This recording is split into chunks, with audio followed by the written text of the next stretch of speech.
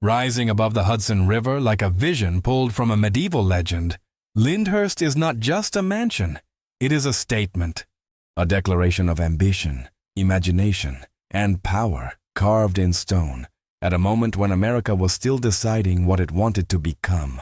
Built in the early 19th century, long before the Gilded Age reached its peak, Lyndhurst broke every architectural rule of its time. While most American elites clung to symmetry, restraint, and classical order, Lyndhurst embraced shadow, drama, and emotion. Its towers reach upward like watchful sentinels, its pointed arches frame the river below, and its irregular silhouette feels less like a house and more like a living presence on the landscape. But Lyndhurst's story is not only architectural. It is deeply human.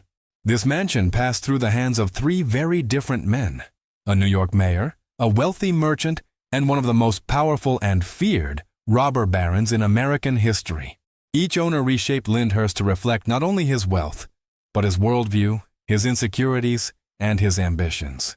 Nowhere is this more evident than during the years it belonged to Jay Gould, a man whose influence stretched across railroads, markets, and political power itself. Every room inside Lyndhurst was designed to evoke feeling. Light filters through stained glass in shifting colors.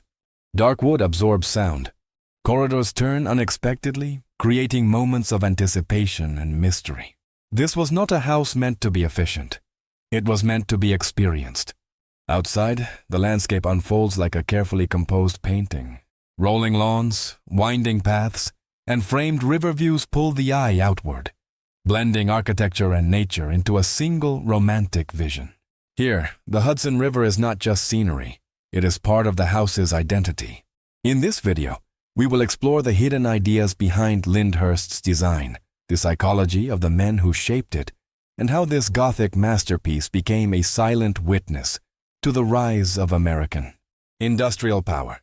From its towers and stained glass to its servants' quarters and estate grounds, Lyndhurst reveals a side of American history that is dramatic, complex, and deeply symbolic.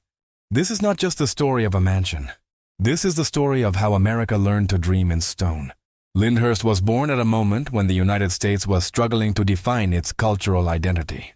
In the early 1800s, America had political independence, but aesthetically, it still leaned heavily on Europe, especially the ancient ideals of Greece and Rome. Wealthy Americans built symmetrical homes with columns and pediments, believing classical architecture conveyed stability, intellect, and legitimacy.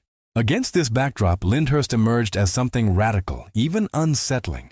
The story begins in 1838, when William Paulding Jr., former mayor of New York City, commissioned a country retreat along the Hudson River.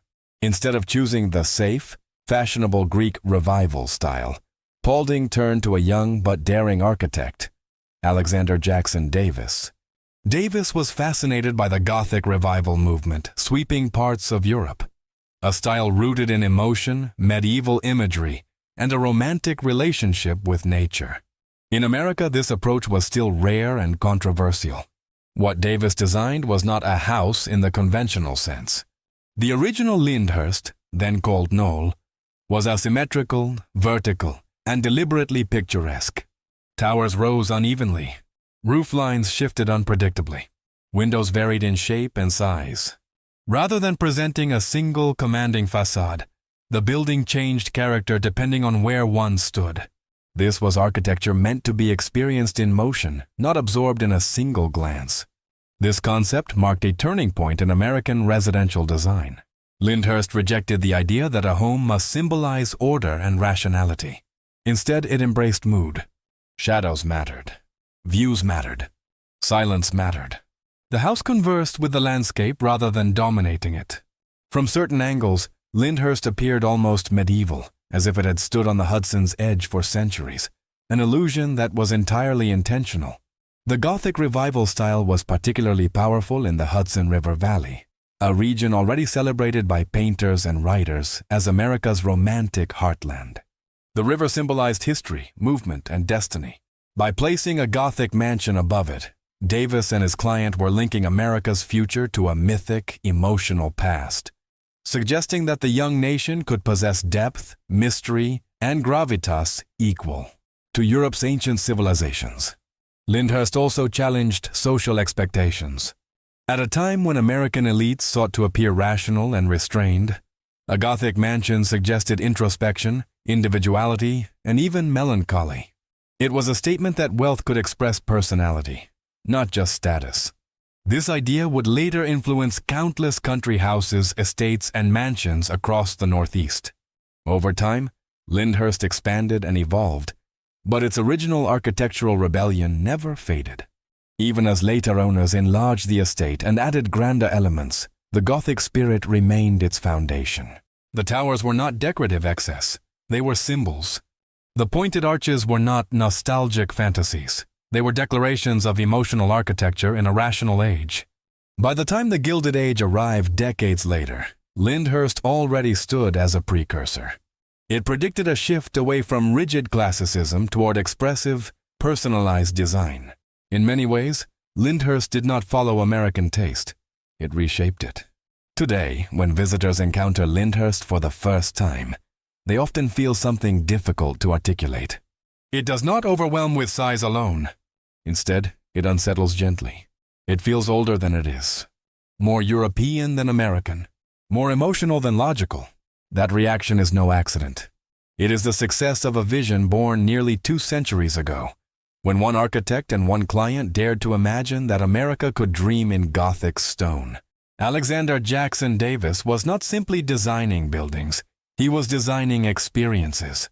At a time when American architecture prioritized order, symmetry, and classical restraint, Davis imagined something far more emotional and theatrical. Lyndhurst became his most powerful residential statement, a manifesto in stone that revealed how radically he believed architecture could shape human perception. Born in 1803, Davis came of age during a period when the United States was intellectually restless. The nation was young, ambitious, and uncertain about its cultural direction. While many architects treated European traditions as rigid templates to be copied, Davis approached them as sources of inspiration to be reinterpreted. He was deeply influenced by Romanticism, a movement that valued emotion, individuality, and nature over logic and uniformity. Davis believed that a building should unfold gradually, like a story. This philosophy is embedded throughout Lyndhurst. There is no single dominant facade meant to impress from a distance. Instead, the house reveals different personalities depending on the viewer's position. From one angle, it appears castle-like and defensive. From another, almost pastoral. This intentional ambiguity was revolutionary in American domestic architecture. Central to Davis's vision was the concept of the picturesque. Rather than designing a house to be admired head-on, he designed Lyndhurst to be encountered through movement. Paths curve, views shift. Towers emerge unexpectedly behind trees. Architecture and landscape become inseparable, each enhancing the other. The mansion feels alive precisely because it refuses to be fully understood at once. Davis was also a master of proportion and vertical drama. At Lyndhurst, height is used psychologically. Towers lift the eye upward, creating a sense of aspiration and distance. Narrow windows emphasize thickness of walls, suggesting permanence and protection. Rooflines rise and fall unpredictably, breaking the monotony that defined so many American homes of the era. These choices were not ornamental indulgences. They were emotional tools. What made Davis especially significant was his willingness to challenge social norms through architecture. In the 1830s and 1840s, Gothic design in America was often associated with churches or academic buildings, not private homes. By applying Gothic Revival to a residence, Davis implied that domestic life could be poetic, introspective, even dramatic. Lyndhurst was not merely shelter, it was self-expression. When George Merritt later acquired the estate, Davis was called back to expand the house. Instead of overpowering the original structure, he carefully amplified its character. The mansion grew larger, more complex, and more theatrical, yet it remained cohesive. This demonstrated Davis's rare ability to evolve a design without losing its soul, an architectural discipline few possessed. Perhaps most importantly, Davis understood that architecture communicates power subtly. Lyndhurst does not shout wealth. It whispers authority. Its irregular forms suggest independence from convention. Its elevated position above the Hudson implies surveillance and control. For later owner Jay Gould, this architectural language was perfectly aligned with his personality, even though Davis himself had conceived it decades earlier. Alexander Jackson Davis never became a household name outside architectural circles, yet his influence quietly reshaped American taste. Lyndhurst stands as his most complete and enduring expression, a place where theory, landscape, psychology, and aesthetics merge seamlessly. It proves that long before America built skyscrapers to project power, it learned to express ambition through emotion, shadow, and stone. Lyndhurst is often remembered as a great mansion, but at its core, it is the mind of Alexander Jackson Davis made physical, a bold declaration that American architecture did not need to imitate Europe to rival it. It only needed imagination. Lyndhurst is not the product of a single moment or a single personality. It is a layered creation, shaped over decades by three very different men, each representing a distinct phase of American identity. What makes Lyndhurst exceptional is not only that it changed hands, but that each owner reshaped the estate to reflect his own ambitions, values, and understanding of power. The result is a mansion that feels psychologically complex, almost contradictory, yet remarkably cohesive. The story begins with William Paulding, Jr., former mayor of New York City. Paulding envisioned Lyndhurst, then known as Knoll, as a refined country retreat rather than a grand display of wealth. His America was still relatively restrained, still cautious about excess.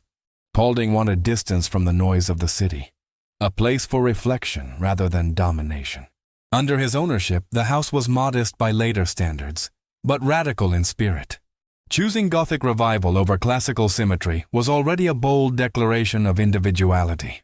Paulding's Lyndhurst was about intellectual independence. It expressed curiosity, romanticism, and a willingness to challenge convention. The house sat lightly on the landscape, engaging with the Hudson River not as a symbol of commerce, but as a source of inspiration and calm.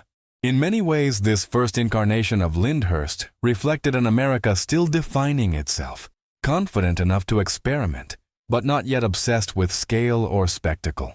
The second transformation came under George Merritt, a successful merchant whose vision was shaped by rising wealth and social aspiration. Merritt admired the house's character, but he wanted more presence, more rooms, more drama, more authority. Crucially, he brought Alexander Jackson Davis back to expand the mansion, ensuring architectural continuity. This decision preserved Lyndhurst's soul even as its physical form grew significantly. Under Merritt, Lyndhurst became a statement residence. Towers grew taller. Interiors became richer. The house evolved from a retreat into a symbol of achievement. Merritt's America was changing rapidly. Industrialization was accelerating, fortunes were growing, and social hierarchy was becoming more visible. Lyndhurst expanded accordingly, projecting refinement and permanence without abandoning its romantic core. The most dramatic chapter, however, arrived with Jay Gould. By the time Gould acquired Lyndhurst in 1880, America had entered the full force of the Gilded Age. Wealth was unprecedented. Inequality was stark. Public opinion toward tycoons was hostile.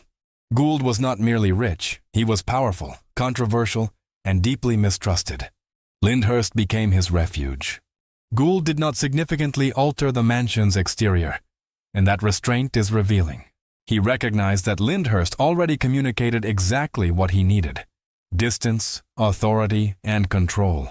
Its elevated position above the Hudson mirrored his relationship with the nation's economy: watchful, strategic, removed. Inside, Lyndhurst became quieter, more inward-facing. It was not designed for social display, but for privacy and withdrawal. Each owner used Lyndhurst differently, yet none erased what came before. Instead, their visions accumulated. Paulding's intellectual romanticism, Merritt's aspirational expansion, and Gould's guarded power coexist within the same walls. This layered identity is why Lyndhurst feels so psychologically rich. It is not frozen in one era. It is a conversation across generations. Most historic mansions tell a single story. Lyndhurst tells three, simultaneously. It embodies the evolution of American wealth, from thoughtful experimentation to confident display to strategic isolation. That progression is visible in its architecture, its scale, and its atmosphere. When walking through Lyndhurst today, one does not simply move through rooms. One moves through time, ambition, and mindset. Few estates capture the transformation of American power so subtly and so completely as Lyndhurst. When Jay Gould purchased Lyndhurst in 1880, the mansion gained its most infamous owner. By then, Gould was not simply wealthy, he was one of the most powerful and hated men in America. Newspapers portrayed him as ruthless, manipulative, and dangerously intelligent. His influence stretched across railroads, stock markets, and political backrooms. Yet despite his dominance, Gould was deeply private, intensely guarded, and suspicious of public life. Lyndhurst suited him perfectly. Unlike many Gilded Age tycoons, Gould did not crave social admiration. He avoided lavish parties, disliked public spectacle, and rarely sought acceptance among high society. Where others built palaces to impress, Gould chose a mansion that allowed him to withdraw. Lyndhurst was elevated, secluded, and visually imposing without being ostentatious. Its Gothic towers projected authority, but also distance, a physical manifestation of Gould's relationship with the world. From Lyndhurst's terraces, Gould could look down upon the Hudson River, one of the nation's most important commercial arteries. Trains, barges, and ships moved steadily below, carrying the wealth and infrastructure that men like Gould controlled. This view was not incidental. It was symbolic. Lyndhurst functioned as a strategic overlook, a place from which power could be contemplated rather than displayed. Inside, Gould's influence was subtle but decisive. He favored interiors that emphasized privacy and control. Dark wood paneling muted sound. Heavy doors limited access. Rooms felt enclosed, introspective, and deliberately removed from excess light. Unlike the glittering interiors of Newport or Fifth Avenue, Lyndhurst under Gould became inward-facing, almost monastic. Comfort was secondary to discretion. Gould's personality shaped how the house was used. Lyndhurst was not a social hub, it was a retreat. Business was conducted quietly. Family life remained shielded. Gould preferred observation to performance, and Lyndhurst's architecture reinforced that philosophy. Its irregular corridors, layered spaces, and controlled sightlines discouraged openness while encouraging separation and hierarchy. Public hostility toward Gould was intense. He was blamed for financial panics, railroad monopolies, and economic instability. Threats were not uncommon.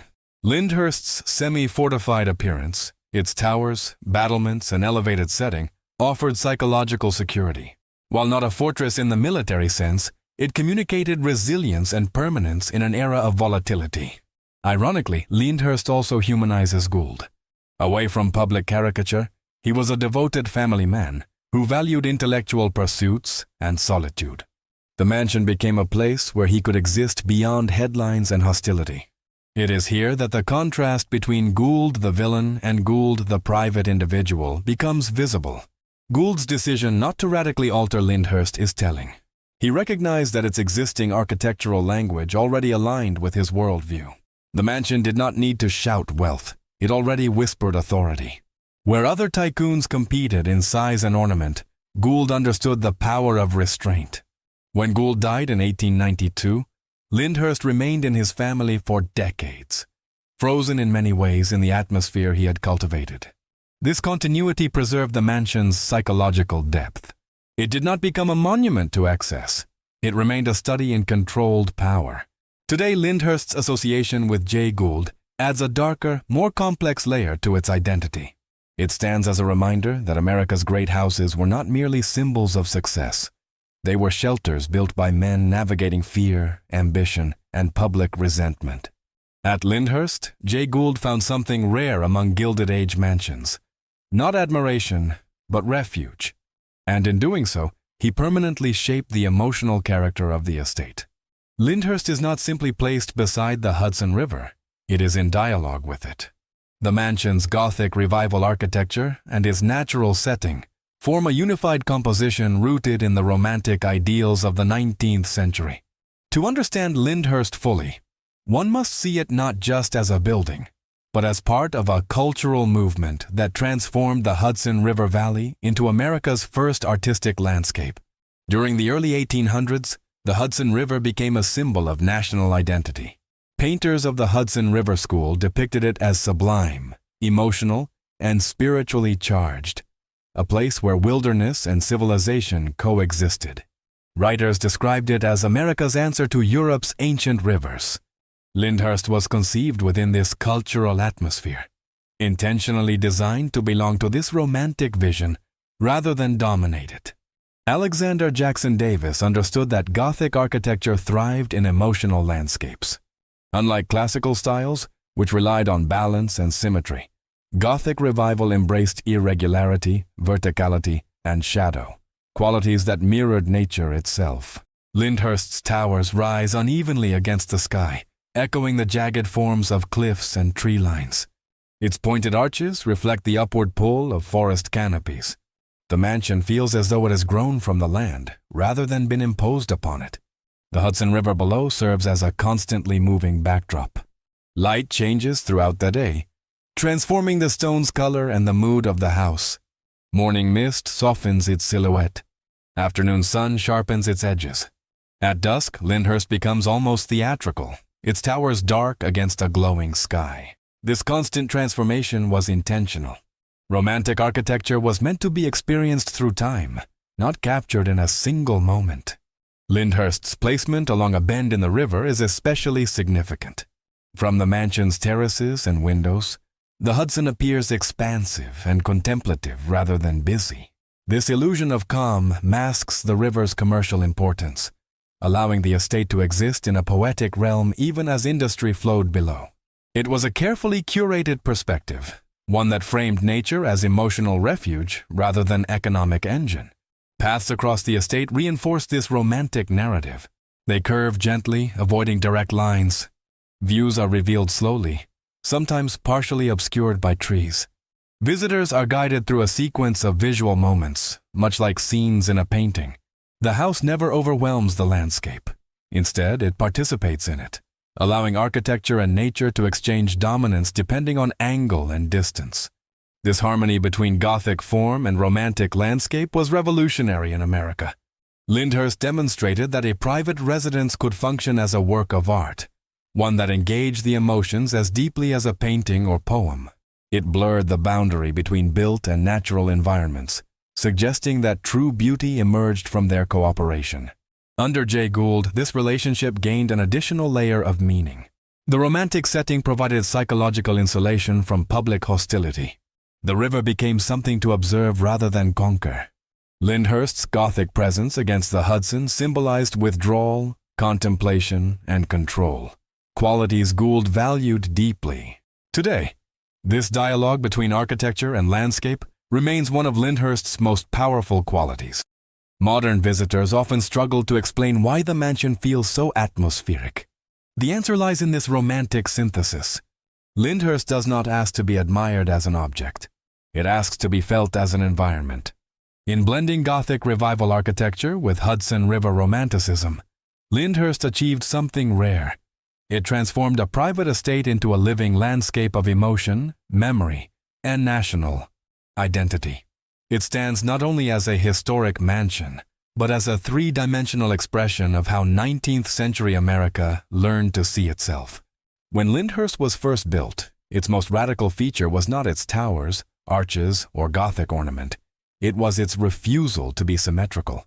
In early 19th century America, symmetry was considered essential to good taste. Balanced facades symbolized order, rationality, and moral clarity. To reject symmetry was to challenge the very language of architectural respectability. Lyndhurst did exactly that. Alexander Jackson Davis believed symmetry was emotionally limiting. Nature, he argued, was not symmetrical, and architecture inspired by nature should reflect that truth. At Lyndhurst, this philosophy becomes immediately apparent. No two sides of the mansion look the same. Towers rise at different heights. Roof lines intersect unpredictably. Windows vary in shape, size, and placement. The house resists being summarized by a single viewpoint. This asymmetry was not accidental or chaotic. It was carefully composed. Each irregular element was positioned to shape experience. From one approach, Lyndhurst appears compact and guarded. From another, expansive and theatrical. As visitors move across the grounds, the building seems to shift personality. This dynamic quality transformed the act of viewing architecture into a narrative experience.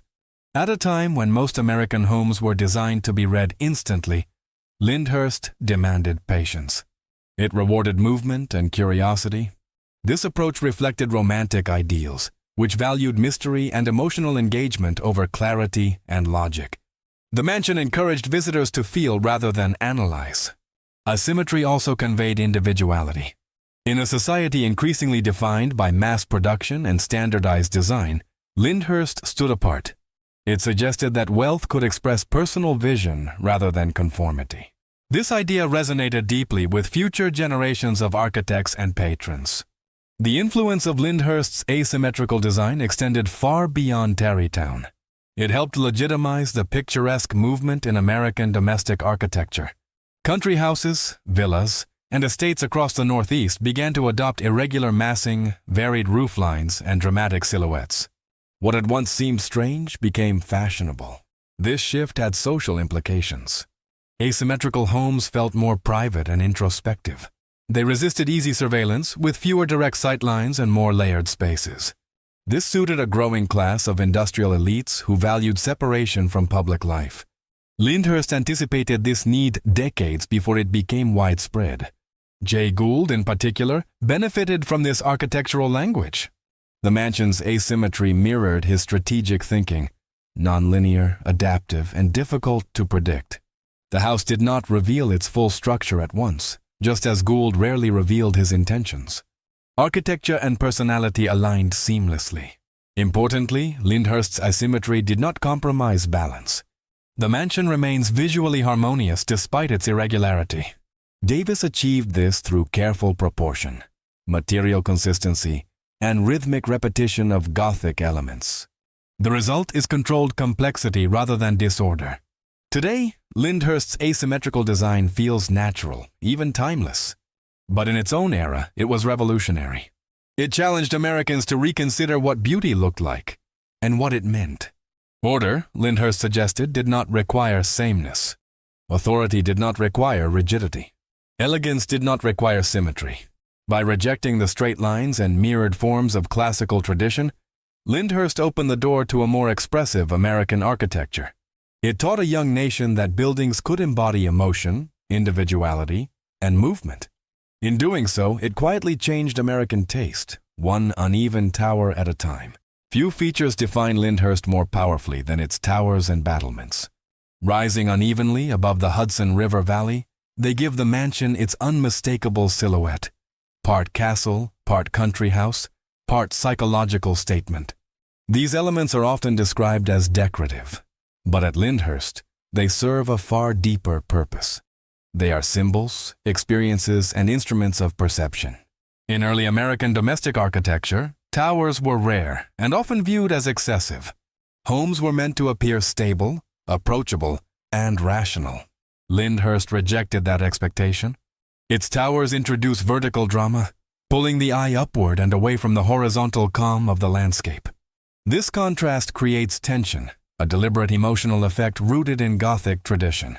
Alexander Jackson Davis used towers not as symmetrical anchors, but as narrative markers.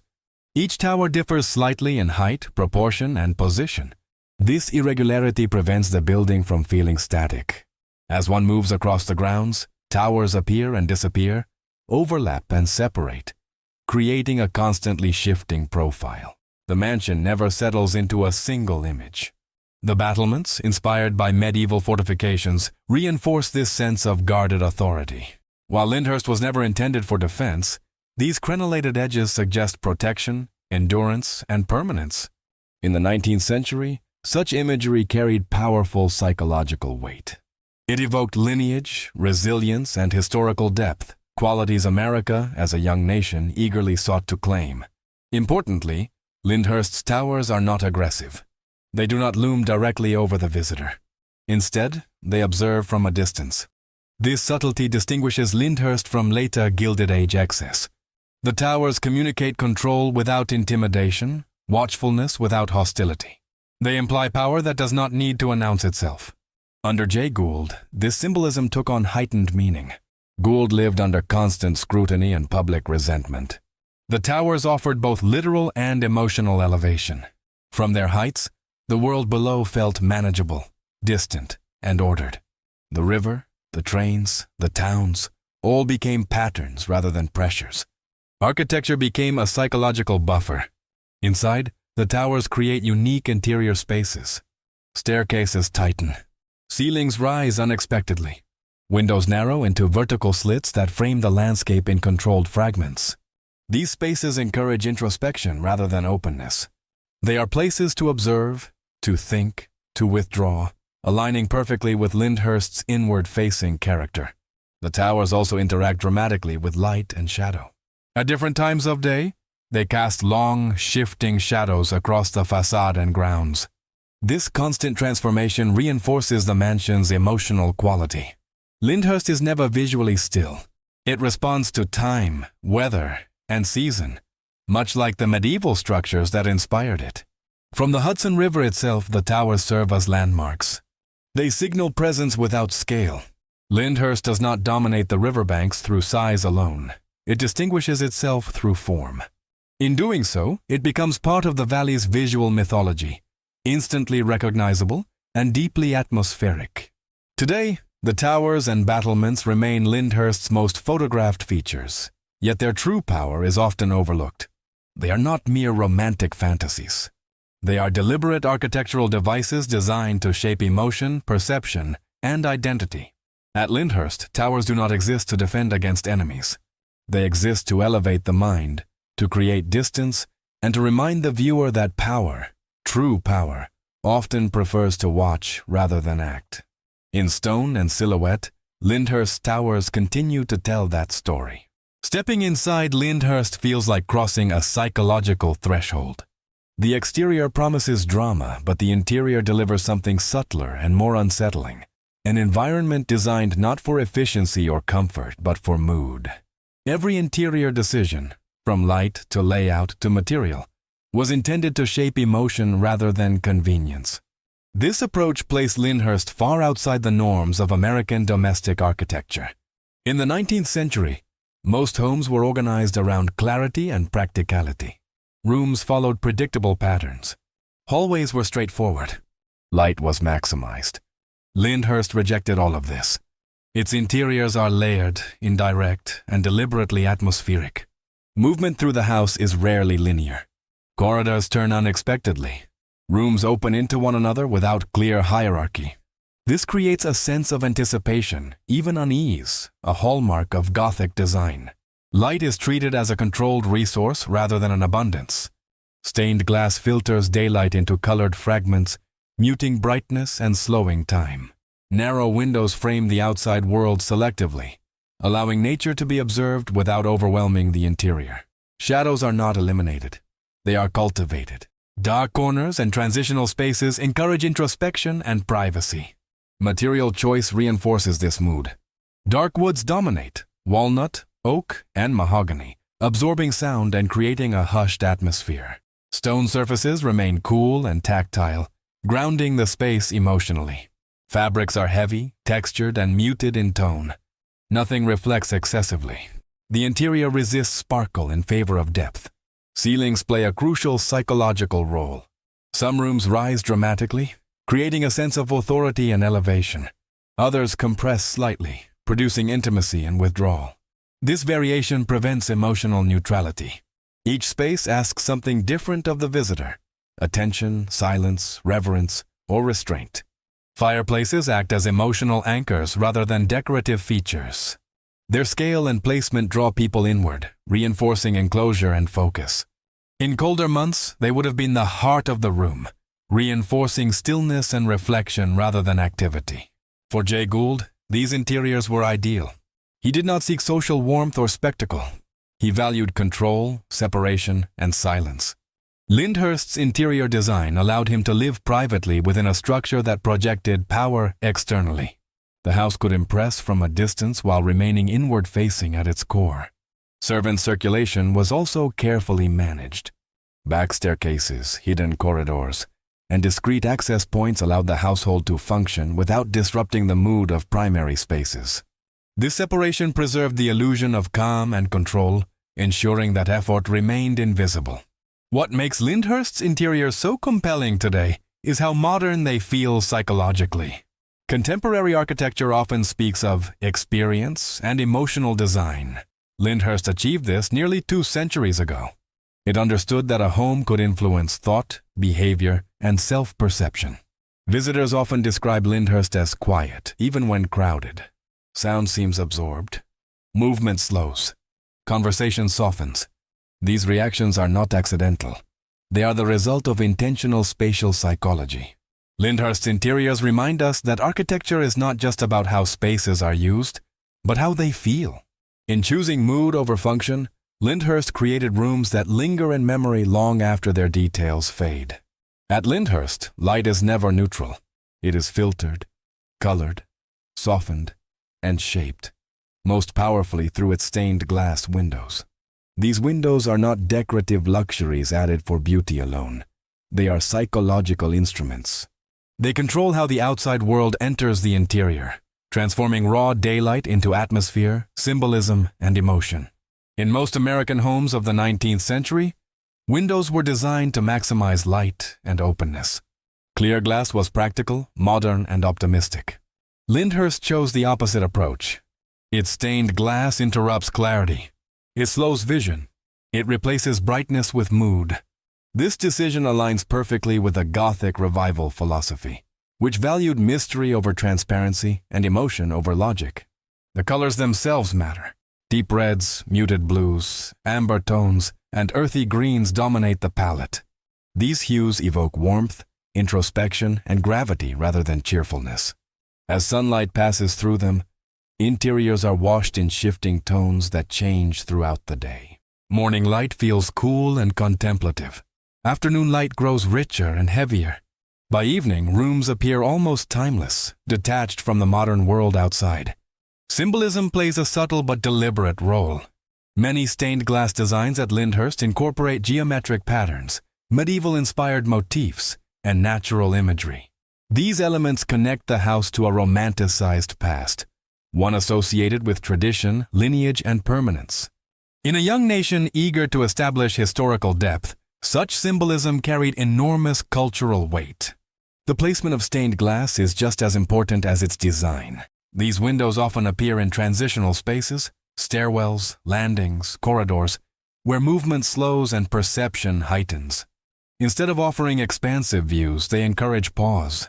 One does not look through them as much as at them. The outside world becomes abstracted, reduced to color and light rather than detail. For Jay Gould, this architectural filtering was especially meaningful. Public life was hostile and chaotic. Markets fluctuated. Newspapers attacked. The stained glass allowed him to remain visually connected to the outside world, while keeping it emotionally distant. Nature became suggestion rather than intrusion. Light entered on Lyndhurst's terms. Stained glass also reinforces hierarchy within the house. Public-facing rooms often feature more elaborate designs, emphasizing authority and formality. Private spaces rely on simpler patterns or darker tones, reinforcing withdrawal and privacy. Even without conscious awareness, visitors sense these shifts. Architecture quietly communicates where one belongs. There is also a temporal quality to these windows. They resist modernity. Stained glass belongs to churches, castles, and ancient halls, not to industrial America. By incorporating it into a private residence, Lyndhurst blurs time. It feels older than it is. This illusion strengthens the mansion's sense of inevitability and endurance. Modern visitors often notice how these windows alter behavior. People speak more softly. They linger. They observe. The filtered light creates an atmosphere of reverence, even though the space is secular. Lyndhurst becomes contemplative rather than domestic. In architectural terms, the stained glass windows represent control over perception. They prove that transparency is not always desirable, and that clarity is not always powerful. Sometimes mystery commands more attention than openness. At Lyndhurst, stained glass does not simply decorate walls, it mediates reality. It transforms sunlight into emotion, and the outside world into abstraction. In doing so, it completes the mansion's psychological design, ensuring that even light itself obeys the house's Gothic logic. At Lyndhurst, the landscape is not background scenery. It is architecture without walls. Every slope, path, tree, and open lawn was shaped to guide emotion, movement, and perception. The estate grounds were conceived as a sequence of experiences, not a static garden, reinforcing the romantic idea that nature should be encountered gradually and thoughtfully. In the 19th century, wealthy estates often featured rigidly formal gardens inspired by European aristocracy. Straight lines, symmetrical layouts, and ornamental displays emphasized control over nature. Lyndhurst rejected this approach. Its landscape embraces irregularity, softness, and controlled unpredictability. The design reflects the same philosophy that shaped the mansion itself: emotion over order, experience over display. Paths at Lyndhurst rarely move in straight lines. They curve gently, pulling visitors forward while concealing what lies ahead. This creates anticipation. Views are not revealed immediately, they unfold. A tower appears between trees. The river flashes briefly through foliage. The mansion emerges, retreats, and reappears from different angles. Movement through the landscape becomes a narrative, much like turning pages in a book. Elevation plays a crucial psychological role. Lyndhurst sits above the Hudson River, reinforcing a sense of separation from the world below. As visitors ascend the grounds, everyday concerns feel increasingly distant. The climb is subtle but emotionally effective. By the time one reaches the mansion, the river feels observed rather than engaged, a symbol of distance and contemplation. Trees are positioned to frame rather than block. They act as living architecture, creating corridors of vision and moments of enclosure. Open lawns provide breathing space, while wooded edges restore intimacy. This constant shift between openness and shelter mirrors the interior experience of the house, blurring the line between indoors and outdoors. The Hudson River itself is the estate's most powerful landscape element, yet it is never allowed to dominate the scene. Instead, it is framed deliberately, visible from certain points, hidden from others. This selective exposure transforms the river from a commercial artery into a poetic presence. It becomes timeless, abstract, and emotionally charged. Under Jay Gould, the landscape gained an added layer of meaning. For a man under constant public scrutiny, the grounds offered controlled isolation. From Lyndhurst's lawns and terraces, the world could be seen without being entered. The landscape became a buffer, a psychological moat separating private life from public hostility. Seasonal change was also part of the design. Autumn deepened the estate's melancholy tones. Winter stripped the trees, sharpening the mansion's silhouette. Spring softened edges, while summer wrapped the house in green protection. Lyndhurst was designed to transform throughout the year, ensuring it never felt static or predictable. What makes Lyndhurst's landscape remarkable is its restraint. There are no overwhelming fountains or theatrical displays. Power is communicated through composition rather than spectacle. The estate does not shout its wealth, it whispers control. Today, visitors often underestimate the grounds, focusing on the mansion itself. Yet without the landscape, Lyndhurst would lose much of its emotional impact. The house and grounds function as a single organism, each amplifying the other's presence. Lyndhurst's landscape teaches a crucial lesson. True grandeur does not rely on domination. It relies on choreography. By guiding how one moves, sees, and feels, the grounds transform a walk into an experience, and a mansion into a world of its own. While Lyndhurst's mansion projects romance, mystery, and authority, the true scale of the estate's life is revealed in its outbuildings. The bowling alley, carriage house, and service structures expose the practical machinery that supported the illusion of effortlessness. These spaces remind us that Lyndhurst was not just a symbolic landmark. It was a fully functioning world. In the 19th century, elite estates operated like small villages. Comfort, leisure, and privacy at the top required constant labor behind the scenes. Lyndhurst's auxiliary buildings were carefully positioned to remain accessible yet visually discreet. They supported daily life without disrupting the estate's romantic atmosphere. The carriage house was among the most essential structures.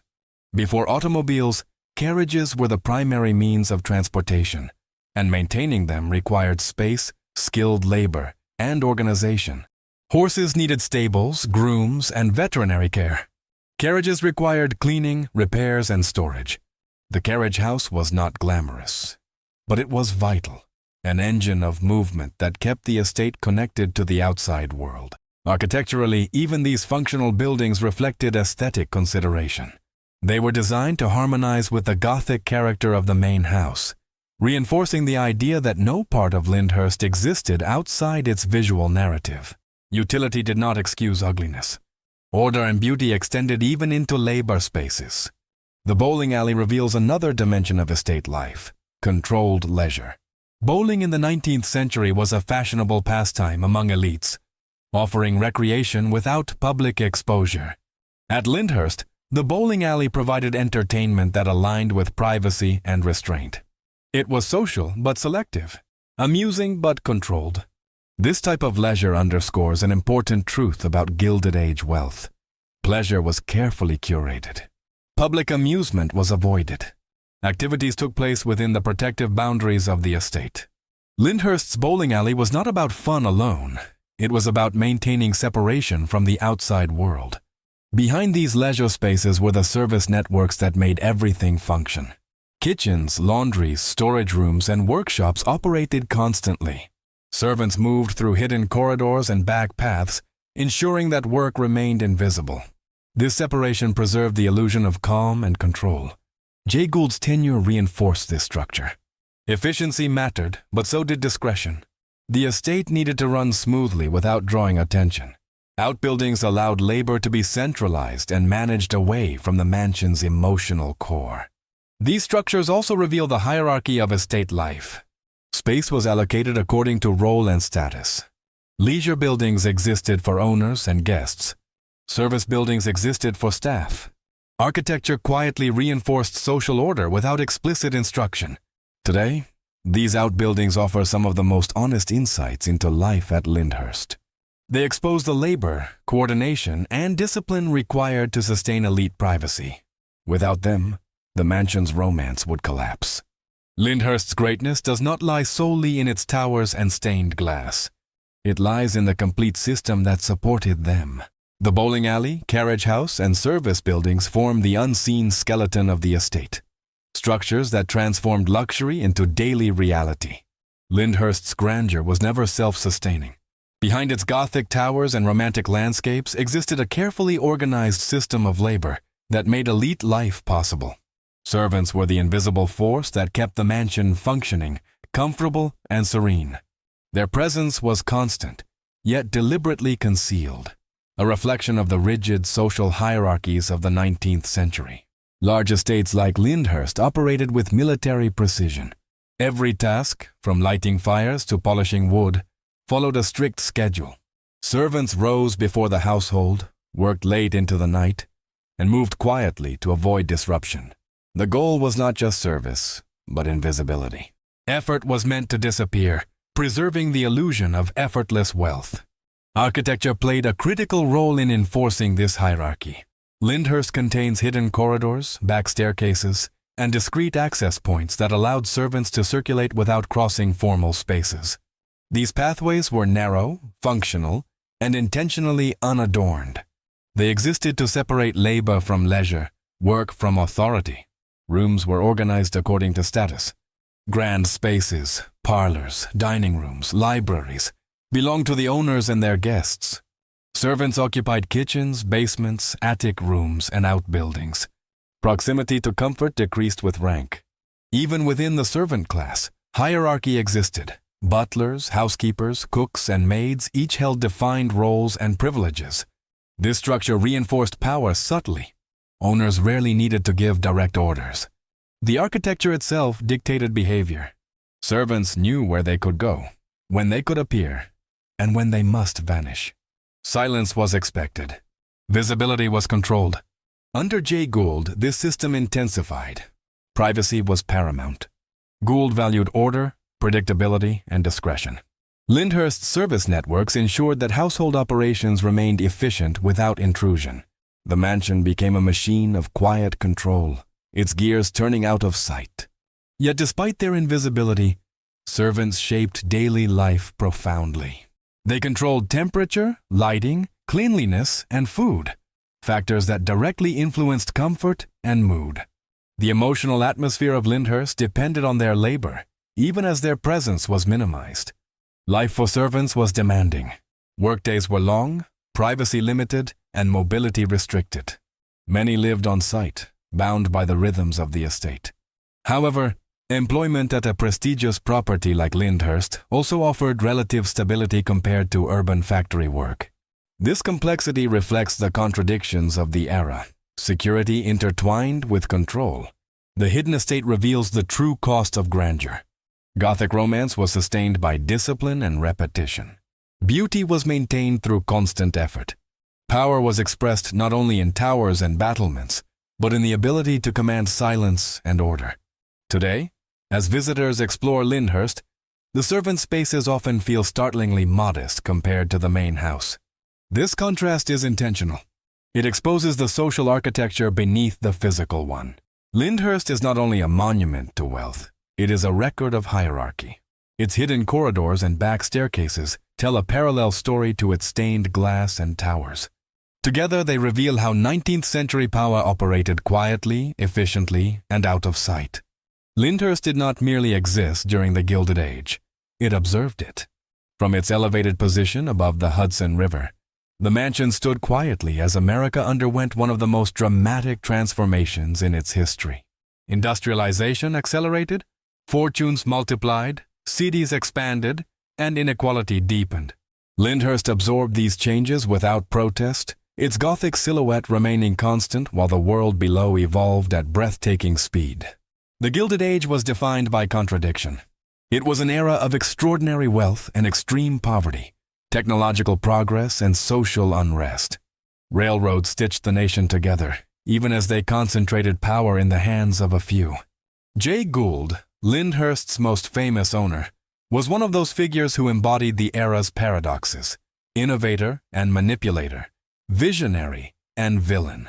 From Lyndhurst's terraces, the Hudson River served as a living timeline. Trains roared along its banks. Barges carried raw materials and finished goods. The river became an artery of capitalism, pulsing with the energy of a nation in motion. Lyndhurst's quiet presence above it all symbolized distance from consequence, power without proximity. While urban elites showcased their wealth in opulent city homes and public displays, Lyndhurst remained withdrawn. It was not a stage for social theater. This separation is significant. It reflects a shift in how power was exercised. Influence no longer required visibility. Decisions made behind closed doors could ripple across the nation. Inside Lyndhurst, life continued with measured calm. Meals were served on time. Fires were lit. Windows filtered light. This stability contrasted sharply with the volatility of markets and public opinion. The mansion became a controlled environment amid national uncertainty. Lyndhurst also witnessed growing resistance to concentrated wealth. Labor strikes, economic panics, and political reforms challenged the authority of men like Gould. Newspapers vilified robber barons. Public trust eroded. Yet Lyndhurst remained unchanged, insulated by land, architecture, and distance. This stillness makes Lyndhurst a powerful historical artifact. It does not celebrate the Gilded Age, it records it. The mansion reflects how wealth sought protection, how power sought privacy, and how architecture served as a buffer against social instability. As the 19th century gave way to the 20th, tastes shifted. Excess fell out of favor. Many grand estates were demolished or abandoned. Lyndhurst survived largely intact, preserving the atmosphere of its era. It became a time capsule of elite psychology. Today, Lyndhurst allows us to experience the Gilded Age not through spectacle, but through silence. Its rooms feel restrained rather than flamboyant. Its presence feels contemplative rather than triumphant. This restraint reveals more about power than any gilded ballroom could. Lyndhurst reminds us that history is not only shaped by action but by observation. While cities burned with progress and protest, the mansion watched, unmoving, elevated, and intact. In doing so, it offers a rare perspective on an era defined by speed, ambition, and imbalance. As a silent witness to the Gilded Age, Lyndhurst does not tell us what to think. It invites us to consider how architecture reflects the values of those who build it, and what it means to stand above history rather than within it.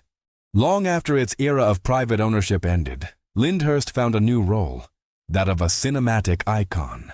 Its Gothic silhouette, atmospheric interiors, and emotionally charged landscape have made it a natural setting for film, television, photography, and visual storytelling. Lyndhurst does not need to be transformed for the camera. It already speaks the language of drama. What draws filmmakers to Lyndhurst is not scale alone, but mood. Many historic mansions appear grand yet neutral, requiring lighting and staging to create tension or romance. Lyndhurst arrives preloaded with atmosphere. Its towers suggest secrecy. Its shadows imply memory. Its asymmetry creates unease. The house looks as though it holds stories, even when silent. Gothic architecture has always translated well to the screen because it externalizes emotion. Anxiety becomes shadow. Authority becomes height. Mystery becomes obscured sightlines. Lyndhurst embodies these qualities naturally. Directors searching for locations that feel haunted without being overtly supernatural often find exactly what they need here. The mansion's exterior is especially cinematic. From a distance, Lyndhurst reads as timeless and ambiguous. It could belong to the 19th century or to an imagined past that never existed. This flexibility allows it to stand in for multiple eras and narratives. It can be a robber baron's refuge, a reclusive family estate, a mysterious ancestral home, or a symbolic seat of power. Inside, Lyndhurst's interiors enhance psychological storytelling. Narrow corridors tighten framing. Staircases introduce vertical tension. Stained glass filters light into unnatural tones that change with the camera's movement. Scenes filmed here require minimal set dressing. The architecture itself carries emotional weight. The surrounding landscape amplifies this effect. Rolling lawns, ancient trees, and controlled vistas create natural establishing shots. Fog from the Hudson River adds cinematic texture, especially at dawn and dusk. Seasonal changes dramatically alter the tone. Lush and protective in summer, stark and exposed in winter. Lyndhurst's association with Jay Gould further deepens its screen presence. Even when not explicitly referenced, the idea of hidden power lingers. Audiences may not know the history, but they feel it. The mansion communicates authority and isolation instinctively. In popular culture, Lyndhurst often plays the role of the threshold, a place where characters confront secrets, inheritance, or inner conflict. It is not a backdrop for everyday life. It is a setting where transformation occurs. This aligns perfectly with its original architectural intent, to shape experience rather than simply shelter it. Photography has also embraced Lyndhurst's dark romance.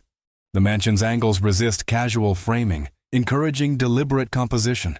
Light behaves unpredictably. Shadows dominate. The result is imagery that feels painterly and emotionally dense. What makes Lyndhurst especially compelling is that its cinematic appeal is honest. It is not artificially aged or exaggerated. The mood filmmakers seek is already embedded in stone, glass, and landscape. The house performs itself. Today, Lyndhurst's presence on screen ensures its survival in public imagination. While many historic estates fade into obscurity, Lyndhurst continues to feel relevant. Its aesthetic aligning with modern tastes for complexity, ambiguity, and atmosphere. In this way, Lyndhurst has transitioned from private fortress to shared symbol. Its dark romance now belongs to a wider audience, one drawn not to excess, but to depth. On screen, as in life, Lyndhurst proves that architecture with emotional intelligence never loses its power. Lyndhurst's survival into the modern era is not accidental. It is the result of deliberate preservation, changing cultural values, and a growing recognition that architecture is a form of historical memory. While many grand estates of the 19th century were demolished, subdivided, or stripped of meaning, Lyndhurst endured, largely intact, emotionally powerful, and remarkably relevant. After the death of Jay Gould, Lyndhurst remained in his family for decades. This continuity protected the mansion from drastic alteration during a period when architectural tastes shifted rapidly. As modernism rose and Gothic Revival fell out of favor, Lyndhurst was spared the renovations that erased so many historic interiors elsewhere. In many ways, neglect proved to be a form of protection. By the mid-20th century, however, preservation became a conscious choice. The estate was eventually entrusted to organizations committed to safeguarding America's architectural heritage. Lyndhurst transitioned from private refuge to public resource, opening its gates to visitors while retaining its introspective character. Preserving Lyndhurst posed unique challenges. Gothic Revival architecture relies heavily on detail. Stonework, stained glass, wood carving, elements that demand constant care. Unlike minimalist structures, Lyndhurst cannot be simplified without losing its soul. Restoration efforts have focused on authenticity rather than modernization, ensuring that repairs reinforce original intent rather than reinterpret it. What makes Lyndhurst especially valuable today is not just its physical condition, but its intact atmosphere. Visitors do not encounter a reconstructed past. They encounter a preserved mindset. The rooms still feel guarded. The light still filters slowly. The landscape still choreographs movement. Lyndhurst continues to communicate power through restraint. As a public site, Lyndhurst now serves multiple roles. It is an architectural landmark, an educational resource, a cultural venue, and a cinematic setting. Yet it never feels diluted. This balance is rare. Opening a private estate to the public often requires compromises that soften its character. Lyndhurst resists that. It remains psychologically intact. Modern audiences are particularly drawn to Lyndhurst's complexity. In an era of transparency and constant exposure, the mansion's emphasis on privacy, mood, and control feels almost subversive. It invites visitors to slow down, observe, and reflect. Its relevance has not diminished, it has shifted. Lyndhurst's legacy also lies in its influence. Architects, designers, filmmakers, and historians continue to study it as an early example of experiential design. Long before terms like emotional architecture entered professional vocabulary, Lyndhurst embodied them fully. Perhaps most importantly, Lyndhurst challenges simplistic narratives of wealth and beauty. It does not glorify excess. It does not perform hospitality. It reveals the quieter side of power, the desire to withdraw, to observe, to control environment rather than people. Standing above the Hudson River today, Lyndhurst remains what it has always been, a place apart. It has outlived its creators, its era, and even its original purpose, yet it continues to speak. Not loudly, not proudly, but with remarkable clarity. Lyndhurst endures because it was never merely fashionable. It was intentional. It was psychological. It was human. And as long as there are those willing to listen, its Gothic towers will continue to tell the story of how America learned to express ambition through emotion, shadow, and stone. As the sun lowers over the Hudson River, Lyndhurst does what it has always done. It watches. The water continues to move, the world continues to change, and yet the mansion remains, suspended between past and present. Its towers still cast long shadows. Its windows still filter light with intention. Its silence still feels deliberate. Lyndhurst was never meant to follow trends. It was never designed to please everyone. From its Gothic form to its inward-facing rooms, from its guarded landscapes to its hidden corridors, everything about this house speaks of control, distance, and introspection. It tells the story of men who understood that power does not always need to be visible. Sometimes it only needs a place to retreat. This mansion witnessed America becoming an industrial giant. It stood above ambition, controversy, and transformation without surrendering its identity. While fortunes collapsed and cities reinvented themselves, Lyndhurst stayed remarkably consistent, preserving not just architecture, but mindset. Today, when we walk its grounds or stand beneath its towers, we are not simply visiting a historic home. We are stepping into a philosophy, a belief that architecture can shape emotion, that space can influence thought, that silence can be as commanding as spectacle. Lyndhurst reminds us that history is not only written in moments of action, but in places of observation. It teaches us that behind every grand narrative of progress, there are structures built to shield, to watch, and to endure. And as long as the Hudson continues to flow below, Lyndhurst will remain what it has always been, a Gothic dream carved in stone, holding its secrets high above the river, waiting for those willing to look closer and listen.